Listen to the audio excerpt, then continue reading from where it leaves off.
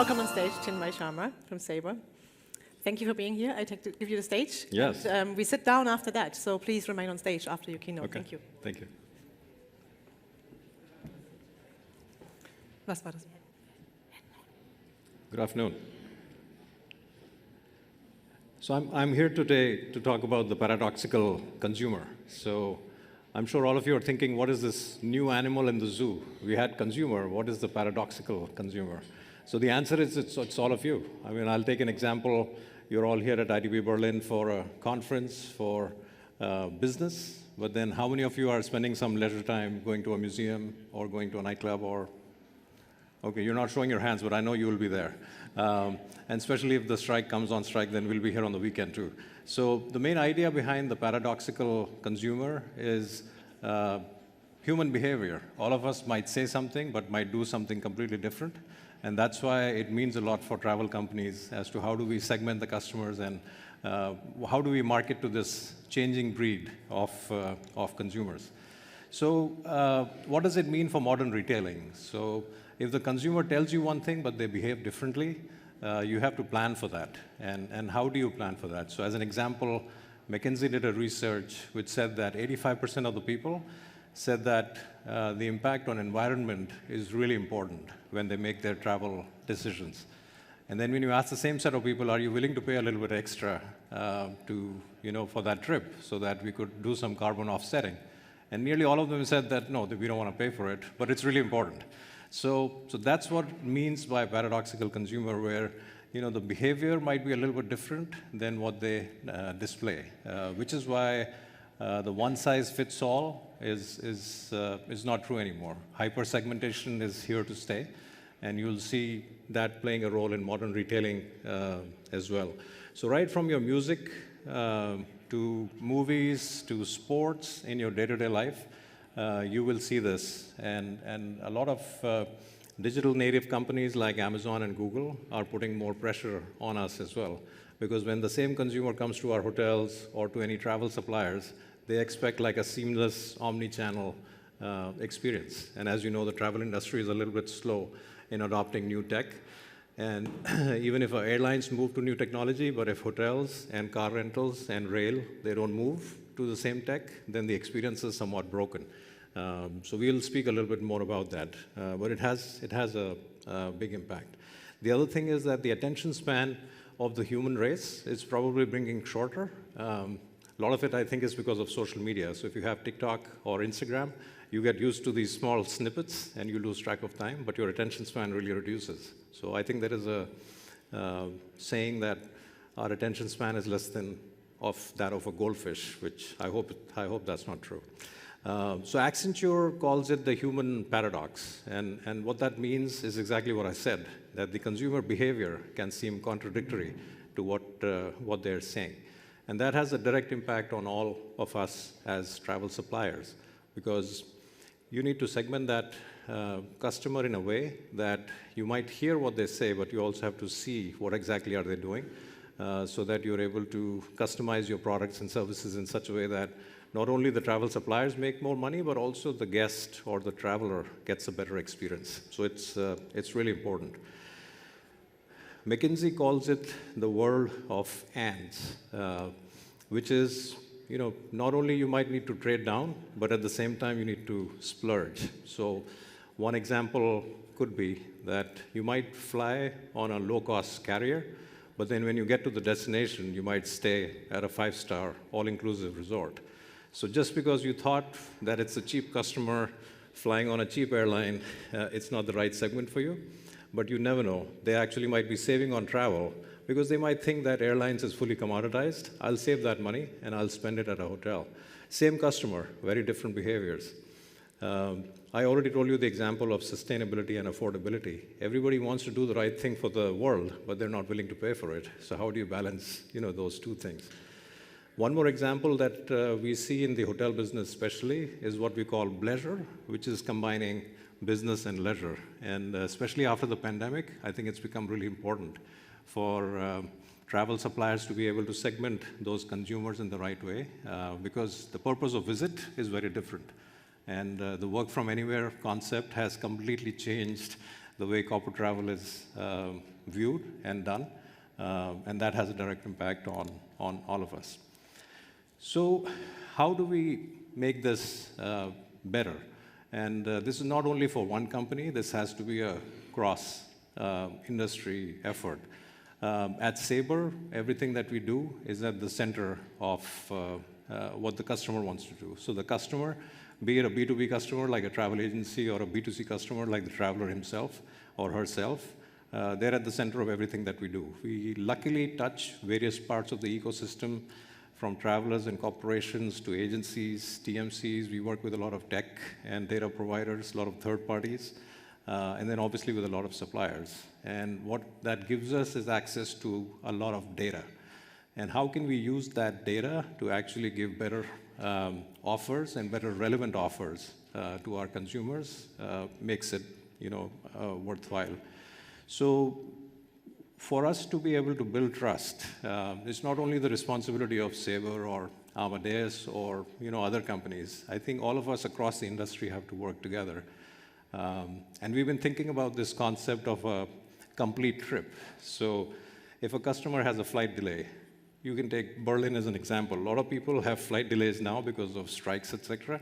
So the minute an airline seat gets impacted, imagine a world where automatically the complete trip component of that customer or a guest could be informed. So there's a lot of data sharing and permission, and especially in Europe, GDPR is a big thing. But imagine if you have the consent of the traveler and the word can go to the hotel that the flight is impacted. So without the consumer doing anything, the hotel, the car, the rail could be able to do something. So that concept of complete trip, I think, is important. That's an effort that we just need to do at a cross-industry level. And the result is that the shopping experience and the overall experience will be much more consistent across different touch points. And I think that's something that we need to work on. How can technology play a role? It can play a big role, right from the inspiration stage to post-travel. The amount of data points that are available is massive. And like I said, at Sabre, we play across the ecosystem. And we have a very strong partnership with Google, which is an AI-first company. And for any supplier or a business to be able to hyper-segment the customers, you can't do that traditional definition of one site, one-dimensional leisure or business. You have to break it up into multiple segments. And the only way to do that is to do it with technology, because the amount of data that you have to handle is massive, and you won't be able to do that yourself. So I'm looking forward to the discussion with the panel, but just as my last slide, where is this heading, the evolution of the modern travel retailing? So the past was very manual process. I think the present, we've made some strides, but it's nowhere close where we need to be, and especially in the travel industry. If you look at Amazon or Google, I think they've done a really good job. Where we are currently is a mixture of rule-based automation, some experimental AI, ML. The chatbots have become cheap, so a lot of hotel companies and travel companies are putting them in front of customers that go play with this, with the knowledge database, so that our cost goes down. But it's not really the future of intelligent automation. So where it's headed is all real-time, using AI and ML programs, generative AI, so that you can break your customer segmentation into 1,000 segments, into 1,000,000 segments. And then the end result is that you can do actually that one-to-one marketing that we used to study about in our B school. So the result is not only can suppliers get better attach rates, better loyalty, but then the guest experience or the traveler experience is really solid. So I just wanted to position this as we get into our panel discussion, and I look forward to the discussion.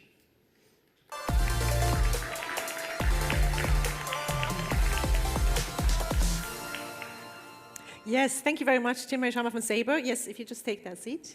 Yes, we'll invite the others to us. So now we have two other companies joining us, and we have their spokesperson. We will have Trip.com Group, and we will have Penta Hotels joining. So I welcome on stage, please, with me, Boon Sian Chai from Trip.com Group and Ben Thomas from Penta Hotels. Please join us and take a seat here with us.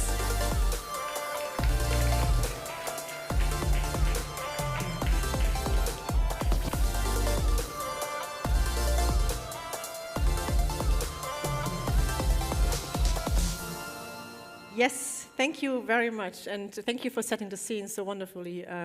Chinmay was a very good start, I'd say, for our panel, and to make this very professional, and let's start on the right side, I will introduce you once again properly so we know who has what perspective, right? So Ben Thomas, you're Chief Commercial Officer at the Penta Hotels, and you are having the operator perspective, right? The hoteliers perspective. Thank you so much for joining. Great to have you. Thank you. Right, and then Boon Sian Chai, you are Managing Director and Vice President International Market at Trip.com Group. Thank you so much for joining. Thank you, my pleasure. Wonderful to have you. You have the B2C OTA meta searcher perspective, right?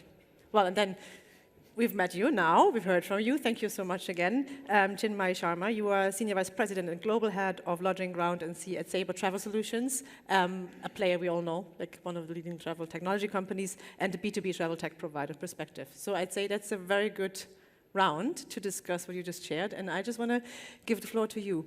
Ben, what comes to mind when you hear the first keynote from Chinmay? Do you have any initial thoughts you want to share with us? Yeah, absolutely. I think it was really useful to hear, particularly around the hyper-personalization being critical. And in a smaller brand such as we are in terms of a mid-scale size, then actually loyalty is more hard to come across, and the only way you can overcome that is through personalization. I think what was really relevant as well, you said about the people not being willing to pay for sustainability. We had a scheme last year, whereas most hotels do, people could defer housekeeping services, and they had the option of using a coin. Do they want to defer the housekeeping for planting a tree or to get a free drink at the bar? 93% of the people picked the free drink at the bar. No. Right, okay. So, Yeah, it's still a work in progress that needs to be done, but it shows that people, are reacting in. Yeah, the say-do gap, right, that you also mentioned, right? Boon Sian Chai, from your perspective at Trip.com Group, is there any thoughts that come to mind that you want to share initially? Yeah, okay, I think the paradoxical consumer, as the ever-changing ways that consumers are behaving now, it poses a challenge, but at the same time, it's really an opportunity. And I wouldn't want to say this, but actually Trip.com Group has thought about these changing paradoxical consumer behaviors way ahead. So, for example, if you look at, I don't know how many of you have downloaded the Trip.com app, but if you look at the Trip.com app, we are very, very content-driven. Right? I mean, I don't know whether you can see it. If the camera can zoom in, I can quickly just show you. This is our app. The top 20% is transaction, but if we just scroll upwards, it's all contents. Now, why are we contents? Because we want to provide these contents to our consumers for them to make the decisions. Because we really do not know, to Chinmay's point, what are the kind of decisions that consumers will make. But by providing information, sharing, what we call trip moments on our app itself, consumers can make the right decisions based on their own decision making.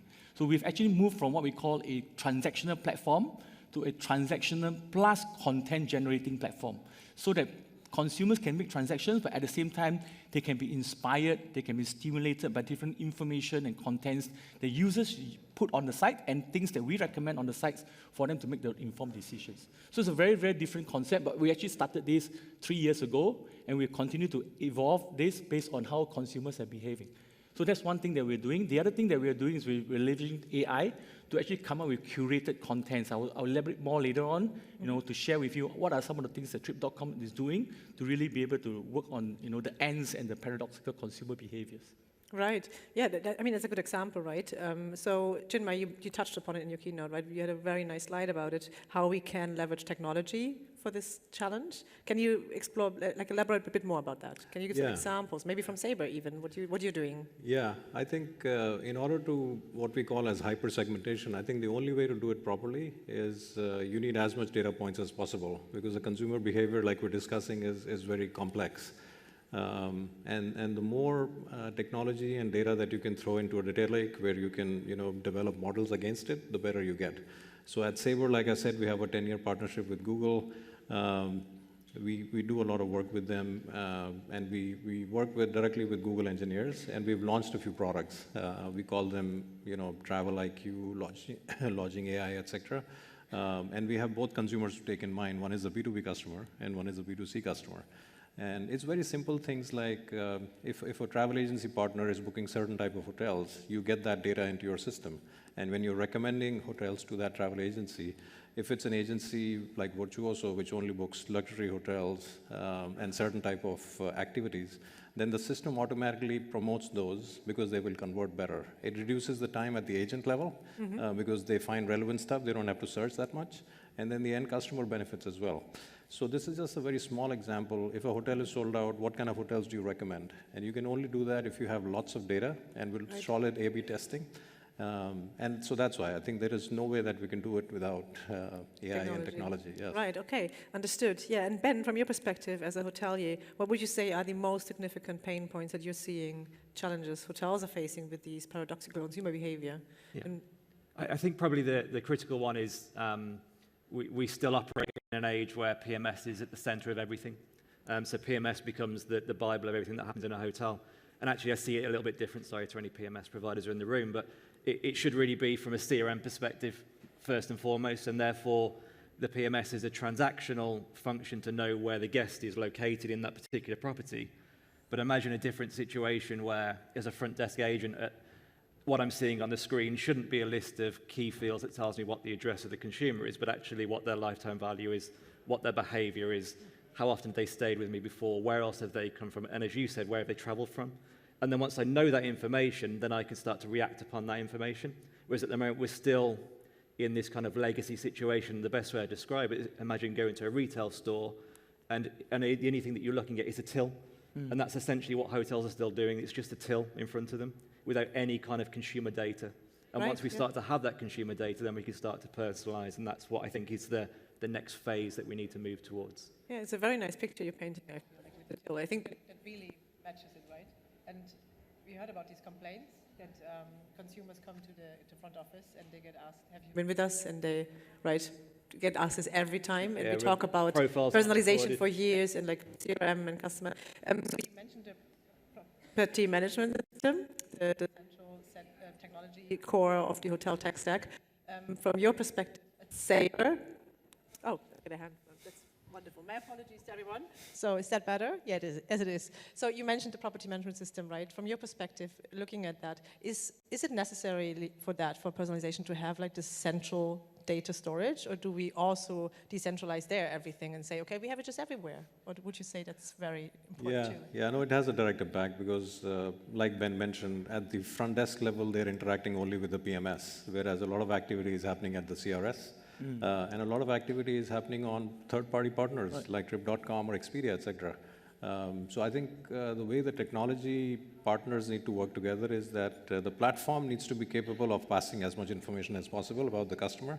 And the APIs need to be flexible, and the pipes need to be strong enough to send all that behavior down. And then, the traveler will have a great experience at the airline level, or at the hotel level or the car rental level. So at least at Sabre, we've got like two divisions. One is Sabre Hospitality, which is a full tech stack, including PMS, POS, CRS. And then the travel solution side, we play on the GDS platform, and then we service, all our supply partners with agencies.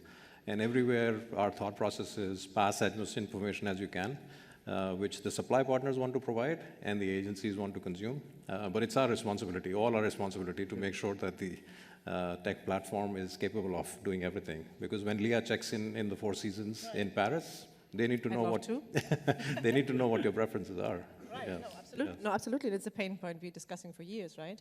And well, Chai, from your perspective at Trip.com Group, right? How would you say can operators really meet the demands of the short attention span consumer?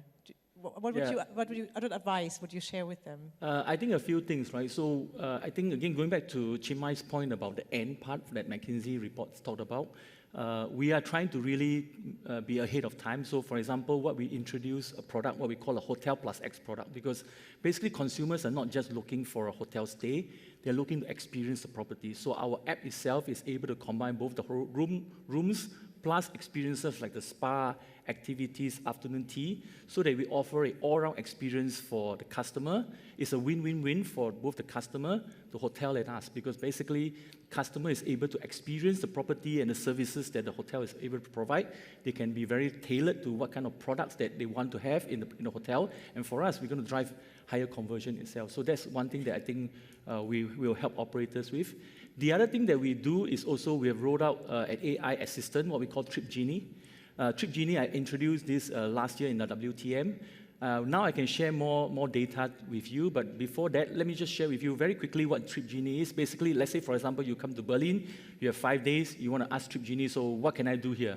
Trip Genie will come up with a 5-day itinerary to say, okay, you come here, you can go to these places, and we actually also provide you a link to actually drive, you actually do transactions on the app itself with regards to your flight bookings and your hotel bookings and your activities booking. So that was what we launched. I can share with you some data. For example, we see that users who use Trip Genie has actually doubled the conversion rate on our app versus users who don't use Trip Genie. So that's one data point. The other data point is that people who use Trip Genie actually spend more time on our app. They spend about 20 minutes more on our app versus users who don't. Last but not least, we have already more than 1 million queries on Trip Genie. So this, again, I think, we understand that consumers have different behaviors. We can't predict them, but we provide this technology and assistance to support them in this exercise.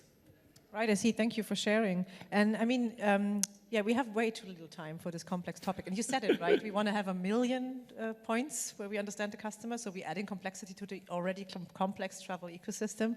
But I mean, for the audience here, you want to go home and you want to have a takeaway, right? You want to really maybe get advice. It's a unique chance, right? So considering what we just heard, what you shared this morning, and then looking at this dynamic landscape, what's your key advice to operators in the industry? Where to start, how to approach this, and what are the key considerations you should really consider when doing this? Yeah, I think the main thing is that if you're on the supply side, let's say you're a hotel supplier, I think it's very important to make sure that you're investing money in capital expenditure to make sure the hotels and the airlines and the flights are in good shape. But then you also need to carve out a certain amount of money as investing in technology, because otherwise you can't connect the dots, and the consumer won't even show up if you don't invest in technology. So our approach is that just make sure that you continuously stay in front of the consumer, what the consumer preferences are. And the minute you lose sight of the customer, I think that's when things start to break down. So everybody's used to flat panel TVs at home. When they go to a hotel, if they see an old TV which doesn't have high def, they will just check out mentally. So there are many examples like this, but I think the key takeaway would be don't take technology for granted. You need to continuously invest. It's almost like the soil, because everything else will grow on top of it. But without the soil, foundational. Without the foundation, you can't make things work. The other thing I would request is all the suppliers, they need to force technology partners to work together, just so that we pass as much data as you as a consumer want us to pass. But that will result in better experiences, and then we'll be able to segment the customers in the right way, so that we're just not sending random offers and promotions, but they're very relevant to you, and hopefully we'll make some money as well. Right, so budget and focus. So Yes. Ben, what would you say? What would be your advice, especially from an operator's perspective, right? Yeah, I think, as I said, I think CRM is key. Having that data leverage point and understanding the purpose of that data is what will be critical, so that you can, we've got that situation, as Chinmay referenced, but at home, when I get close to my house, my temperature will turn in the house, right? These things are normal. They're not particularly life-changing anymore. But really, for hotels, we're so far behind in that regard that imagine going into the hotel room that I stayed in last night and the temperature was at the same temperature that I always have it at. And these things are what will make a difference. And that technology is there, but we have to leverage and share that data. Right. And then maybe one closing thought from you, from the Trip.com perspective. What would you say are like the major trends that will shape the future of travel in that regard? Major trend will be definitely AI technology. And I just want to go back to your question previously, which is how you can sort of leverage technology, right? My advice to operators would be, do what you do best. What you do best is service. What you do best is to serve our customers, make them have a tremendous experience in your property. Let us do what we do best, which is technology. Right? I want to introduce a product that has been doing really well, which is our live streaming product. It was led by our chairman 3 years ago in mainland China. We have started to roll out in international destinations. Basically, it's a live streaming product that we actually feature properties in different destinations to really showcase those destinations and those products. It has garnered over $1 billion worth of GMV, over $1 billion views, and we have started to feature different destinations. It will come to Europe soon. Once all the restrictions and all the flight capacity start to pick up, we will start to feature Europe destinations. So wait for it, it's coming. Right, thank you, Chai. There's so much to learn about what you have in store, right, for the industry, and I think Sabre as well. So, Chinmay, tell us, where can we find the Sabre team at ITB if they want to learn more and want to hear about what you Yes, offer? we are 65 of us, and we're scattered across different halls, but we've got 2 big booths. One is in Hall 9 and one is in Hall 5. So we're happy to interact with you and meet you.